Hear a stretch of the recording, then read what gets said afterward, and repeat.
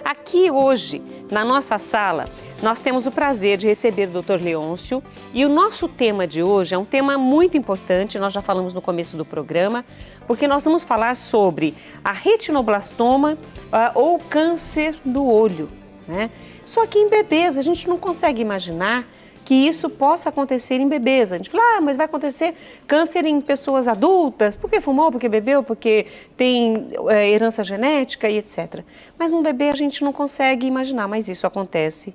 E eu gostaria muito que o senhor nos explicasse sobre essa doença e por que isso acontece. Rita, obrigado aí pelo convite. O retinoblastoma acontece no Brasil em torno de 200 a 250 novos casos a cada ano. É um tumor maligno que pode tirar a vida do bebê. Por isso nós precisamos de um diagnóstico precoce para poder salvar a criança. Ele é um tumor que cresce do nervo óptico, né? Nós temos o olho e no final do olho, como se o olho fosse uma lâmpada, sai o fio, que é o nervo óptico, que vai lá para o cérebro. E ele começa ali no nervo óptico, geralmente está ligado a um problema genético, ao cromossomo 13. E nós temos casos, quando ele é bilateral, 25% é de origem familiar. Eu, como sou neto e filho de oftalmologista, eu já vi meu avô ter tratado da avó, meu pai da mãe, e eu fui tratado neto, né? Aliás, eu tenho um caso muito triste, porque eu estava com 6 meses de prática oftalmológica, meu filho também com 6 meses de idade, e eu diagnostiquei um retinoblastoma, isso fazem 35 anos, num garoto, né? Hoje ele é um executivo, tudo isso. Foi no começo que a gente começou com novas drogas quimioterápicas, que hoje ainda estão melhores, e hoje a quimioterapia é feita na artéria oftálmica ou dentro do próprio olho, e com a radioterapia.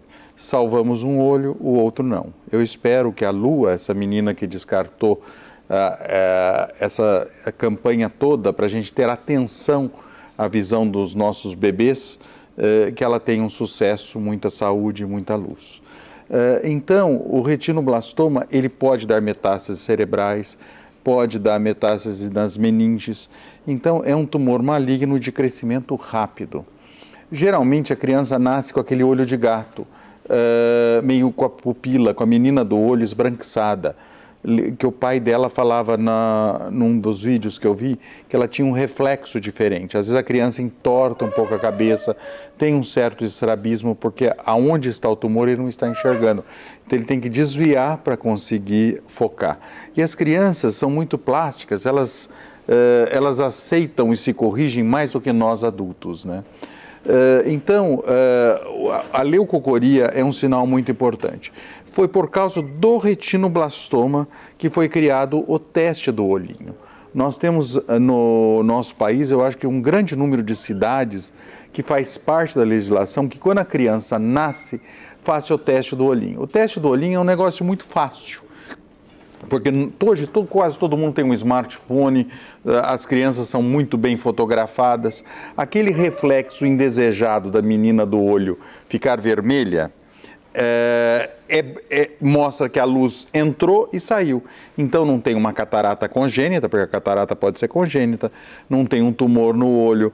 Então quando a foto sai com a menina do olho vermelha, é um teste do olhinho negativo. Se a menina do olho sair branca, daí nós precisamos rever, né? Então esse teste do olhinho deve ser feito logo ao nascimento, ainda no berçário ou pelo pediatra, e em muitos casos ele deve ser seguido 3 vezes ao ano, a cada quadrimestre, nos primeiros 3 anos de vida. Se tiver casos na família, então você tem que focar mais. E os pais sempre têm que estar atentos às fotos dos filhos.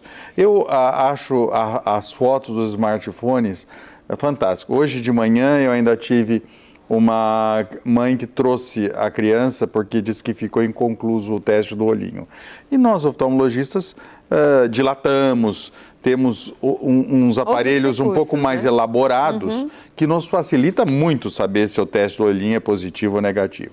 E essa criancinha, graças a Deus, era negativa, mas eu falei para a mãe, me dá seu celular, deixa eu ver as fotos que você já tirou Ela chamava Ayla, menina. Que era o nome bonito, né? Gostei. Eu falei, deixa eu ver as fotos da Ayla aí. E eu falava, olha, está negativo, a senhora está preocupada, a senhora já fez o teste e está negativo. Né? Aquela foto que você não gosta porque a menina do olho ficou vermelha. É a foto que comprova de que está negativo. Que a luz entrou e saiu e que está negativo. O senhor falou sobre o teste do olhinho. Claro, para nós é muito mais fácil lembrar do teste do pezinho, porque é obrigatório, já sai da maternidade, né? Já fez, depois esperamos o resultado, etc. Mas o teste do olhinho quase não se ouve falar. Mas muitas cidades é feita e eu acho uma obrigatoriedade, inclusive legal, de praticar. Eu acho que nas grandes maternidades, nos grandes berçários, ele é praticado sim. Caso isso não aconteça, por estar na lei, os pais podem fazer essa solicitação e exigir que seja feito. Sem dúvida. Hoje, no prontuário que a mãe traz para cá, eu estou para ser avô, né? Então eu tenho prestado mais atenção nisso. Na época dos meus filhos era um papelzinho assim que você abria, um era azul, outro era rosinha, né? E que você ganhava na maternidade. Hoje é quase um livro, né? Que o pai sai da maternidade e ali tem o teste do olhinho, o teste do pezinho, tem o da audição também, que faz, acho que dá um estresse auditivo. Então, nós estamos hoje focados na prevenção e também na qualidade de vida dos nossos recém-nascidos. A partir do momento que esse bebê fez o teste e deu, de alguma forma, positivo, ficou esbranquiçado na foto, leva um profissional para que isso receba um tratamento, Rita, eu vou mais além. Qual é o passo a passo? Eu vou mais além. Deu alguma coisa positiva no teste do olhinho. O teste do olhinho, porque às vezes as crianças têm uma menina muito pequena, a pupila muito pequena. É difícil fazer, não é tão fácil assim. Examinar a criança não é fácil. Eu estou há 37 anos na prática e às vezes eu me deparo com casos... Chama um batalhão para segurar. Tem que segurar. Então, nós precisamos, na dúvida, se deu o teste inconclusivo, se o pediatra não chegou a uma conclusão, ou se deu, levar ao oftalmologista. Né? Não é todo lugar que tem um oftalmologista pediátrico, eu não sou oftalmologista pediátrico, mas qualquer oftalmologista generalista mesmo teve isso na sua formação e vai saber conduzir e encaminhar essa criança a um centro. Se são 250 casos no ano no Brasil, nós temos centros que vão ter uma terapia mais efetiva e estão mais familiarizados com esse tratamento. Você disse que esse é um câncer maligno. Maligno. Nós estamos aqui falando de bebês, mas pode acontecer em outra fase da vida essa retinoblastoma? O retinoblastoma não é exatamente no bebê. Eu já vi retinoblastoma aparecer aos 3, aos 5 anos de idade. É mais difícil, mas pode aparecer.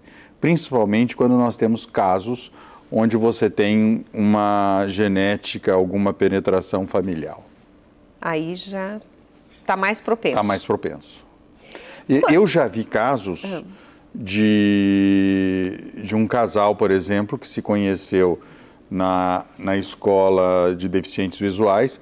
Os dois não tinham olhos, tinham sido enucleados pelo estadiamento que foi encontrado esse retinoblastoma, e iam se casar, né?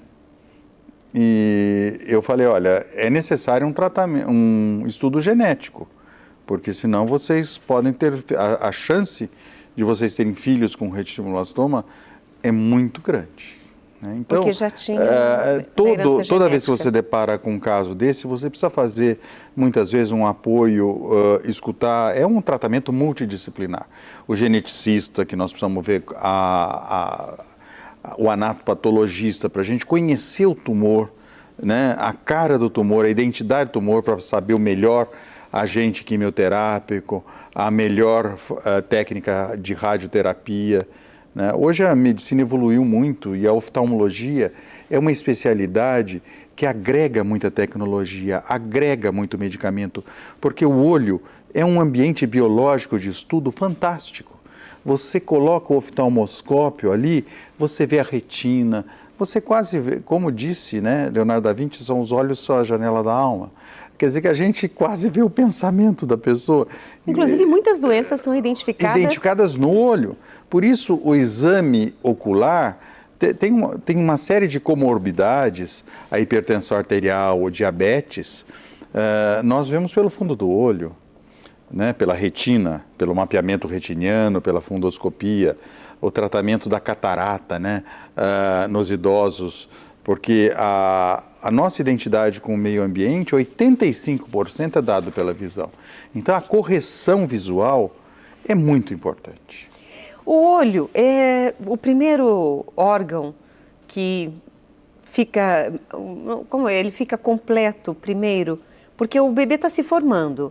E aí a gente... Os nossos olhos, eles nascem bem desenvolvidos. Muitos bebês nascem com olho azul e depois não tem olho azul, né? Por causa que está em forma... Os olhos desenvolvem-se até os 6 anos de idade.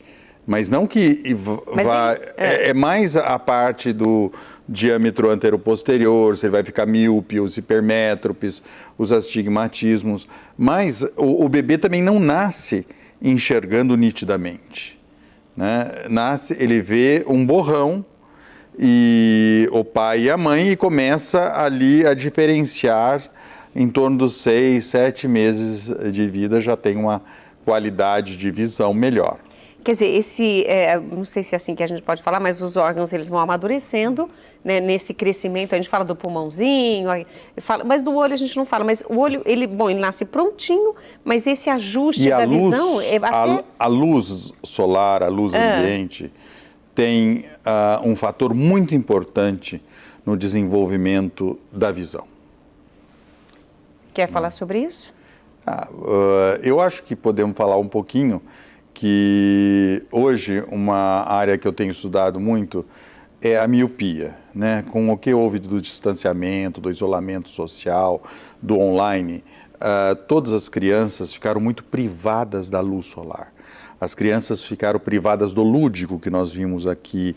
As crianças, eu acho que nós vamos ter repercussões ainda a respeito disso do psicológico. E nós aprendemos que a radiação ultravioleta, que a luz solar, tem importante mecanismo na contenção do aumento do globo ocular, do diâmetro anteroposterior do globo ocular, porque ela estimularia dopamina nas células da retina e isso não deixaria o olho crescer tanto. O olho grande, que cresce muito, é olho míope, certo? Então, nós já estávamos esperando para 2030, 2050...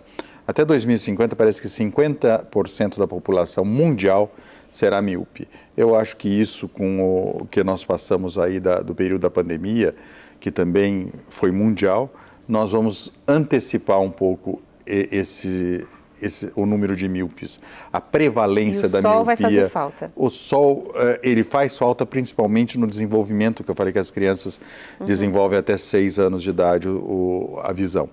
E hoje nós estamos começando a estudar e estamos começando a usar lentes de contato e lentes de óculos especiais para conter o crescimento da miopia, desviando a imagem, a luz solar, para estimular algumas células da retina na teoria do defocus, ou mesmo do estímulo da dopamina para isso. Eu estou pensando nas crianças que, já que nós citamos o período da pandemia, ficaram expostas a computadores, as telas, tudo, porque está estudando ou porque está jogando.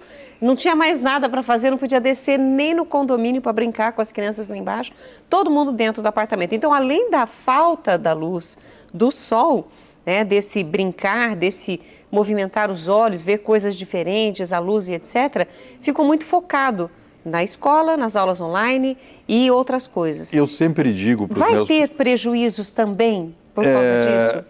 Na medicina, às vezes nós precisamos de 10 anos, 15 anos para um fato se consumar, para um diagnóstico, para uma teoria se estabelecer. Mas eu sempre digo para os meus pacientes que o mundo ficou mais próximo, né? Seja para a criança ou seja para o adulto. Porque nós estamos, a carga horária com o teletrabalho, com o trabalho online, todo mundo ficou trabalhando ali a 40 centímetros, 55, 60 centímetros no máximo, com uma carga horária que antes nunca tinha sido tão utilizada. Então, a correção óptica, pessoas que tinham um astigmatismo pequeno, hoje já precisam de correção. E as crianças também estão tendo uma necessidade maior, porque se você for, eu sou ainda meio antigo, eu pergunto assim, você trabalha muito com computador? A pessoa fala, computador não, com celular. Né? E a tela do celular, muitas crianças assistiram aula online no celular, porque os serviços sociais deram um chip para os pais, melhoraram a internet de cidades, que foi o mecanismo mais rápido e que era viável de se concretizar do que um computador a cada família. Bom, num celular, se numa tela grande para ver tudo já complica. Imagine num celular para estudar, meu Deus. Tem uma participação aqui, a Elaine Uric, lá de Panambi, no Rio Grande do Sul. Ela colocou assim, boa tarde, fui consultar para a troca de óculos e fiz raio-x. E tenho uma mancha na área nobre do olho. Depois de 6 meses, fiz novo raio-x e não aumentou nem incomoda, mas estou preocupada que pode se tornar grave com o tempo. Olha, Elaine, eu não saberia, não é raio-x que nós fazemos, né? Os oftalmologistas fazem campo visual, fazemos retinografia, fazemos tomografia da retina para diagnosticar o que é isso. Está muito genérica a colocação da Elaine. Eu não sei se é uma área da retina que foi afetada, que ela teve uma corioretinite, alguma doença que ficou. Então, eu acho que precisava especificar um pouquinho melhor isso, chegarmos a um diagnóstico mais específico para poder tecer alguns comentários de um prognóstico. É só falar da mancha no olho, mancha na área nobre do olho, ficaria mais difícil. A área nobre do olho é a mácula. A retina tem um pontinho de 1 milímetro quadrado, que é como se fosse a cabecinha daquele alfinete prateadinho. Que antigamente. É a cabecinha que é responsável por grande parte da nossa visão. Agora, o que levou ela a ter essa mancha pode ser até algum problema congênito de uma toxoplasmose, um pré-natal que não foi feito.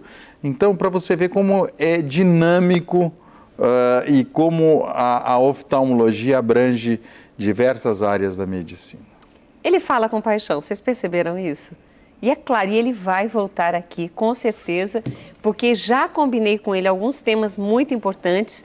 Nós queremos que vocês vejam muito bem, não só o que os seus olhos enxergam, mas além deles. Então, por isso que nós queremos convidar novamente o doutor Leôncio Queiroz Neto, oftalmologista, que hoje conversou conosco sobre o retinoblastoma ou câncer do olho e principalmente nos bebês, que foi esse start para a gente entender um pouco melhor esse tema e cuidar da nossa saúde. Informação é tudo. Se você sabe de alguma criança, da sua família ou vizinhos, que você notou algo diferente, faz o seguinte, essa nossa conversa, doutor, vai ficar disponível no YouTube. Ótimo. Então, eu aconselho você que está nos vendo, peça para a pessoa entrar no canal da Rede Século XXI no YouTube, procure lá retinoblastoma com o doutor Leôncio e você pede para a pessoa ouvir e levar depois a um profissional. Porque às vezes a própria mãe e o pai não percebem, né? Mas a avó, a pessoa que está do lado, mas essa criança tem alguma coisa diferente. E é bom levar ao profissional para ter um diagnóstico preciso. Sem dúvida. Doutor, deixamos de falar algo importante, gostaria de acrescentar, fazer um fechamento? Não, eu sempre gosto de falar, eu acho que esse tema da visão das crianças é muito importante. Eu sempre brinco que a criança não pode receber um certificado, um diploma e um óculos junto, né? Então, nós precisamos começar a examinar as nossas crianças, principalmente agora que estão retornando às escolas de uma maneira presencial. Nós precisamos ficar atentos sobre o problema de visão, a acuidade visual das nossas crianças. Eu estou tentando, junto aqui na cidade de Campinas, um mega projeto de prevenção da visão, para ver se a gente faz uma medida da acuidade visual automatizada, que nós já detectamos que em Campinas nós temos 57 mil crianças que deveriam passar por um exame oftalmológico para a gente fazer a prevenção se não há necessidade de óculos. Porque o óculos, ele melhora o rendimento escolar, ele diminui a evasão escolar, ele diminui a repetência, ele deixa a criança com uma maior produtividade das suas tarefas e do seu aprendizado. Uma criança que não lê, não vê, porque não consegue ler porque não está enxergando, isso cai bastante o rendimento dela. Sem dúvida. E não, olha, ele falou, gente, não são 57, viu? São 57 mil, só aqui na cidade de Campinas. Parabéns, que o projeto ganhe asas e possa ajudar muitas crianças. Mais uma vez, obrigada por sua presença aqui. Rita, é um prazer estar aqui e a TV Século XXI sempre nos é muito cara. Gosto muito de poder colaborar com vocês e aqui estar.